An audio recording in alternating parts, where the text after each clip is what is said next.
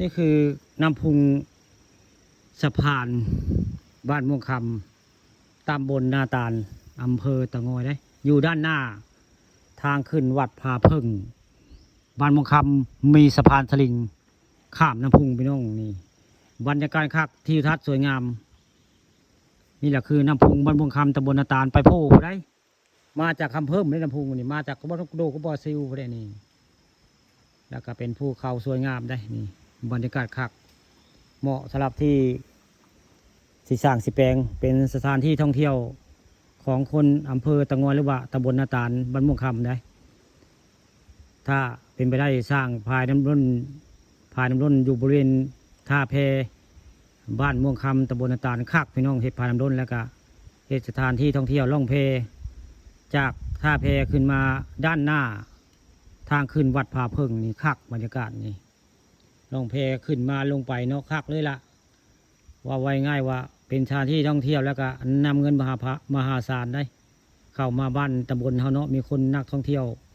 มาเที่ยวบริเวณวัดผาเพิ่งหรือว่าล่องเพป้านผาน้ำล้นล่องเพพี่น้องอยู่บริเวณถึงวังหินท่าเพหรือว่าพญาเต่าหินทางโค้งไปบางโคกลางแต่ละคักพี่น้องนี่สร้างผาน้ำล้นแบบตัวแบบอย่างของบ้านกกโดโกปาซิลเป็นสถานที่ท่องเที่ยวแล้วก็แบบอย่างของอำเภอตะงอยมีผาน้ำล้นแต่ว่าทางเทิงนี่มันโฮมพี่น้องบ้านกับใช้เวลาบุหึงก็สิเลี้ยวว่าไงผาน้ำล้นสูงประมาณ2 เมตรหรือว่า3 เมตรนี่แหละรับรองว่าคักเลยพี่น้องนี่เป็นสถานที่ท่องเที่ยวในจังหวัดเฮาที่1เลยว่าง่ายนี่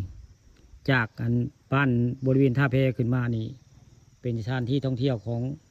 ชาวตำบลนาตาลหรือว่าอำเภอตะงอยบรรยากาศคักพี่น้องนี่ถ้าเป็นไปได้ให้บ้านผาน้ำล้นโครงการแบบบ้านกกโดกบซิลหรือว่าอบตกกโดกบซิลหรือว่าในอำเภอตะงอยที่เขาเจ้าสร้างแปลงภายในรุ่นนั่นแหละคักได้นี่ถ้าเป็นไปได้เนาะพี่น้องสร้างสถานที่ท่องเที่ยวโมกหนึ่งโมมีไพฮาวเรื่องคักนี่ล่องเพแล้วก็มาเบิ่งถ้ำเบิ่งเฮว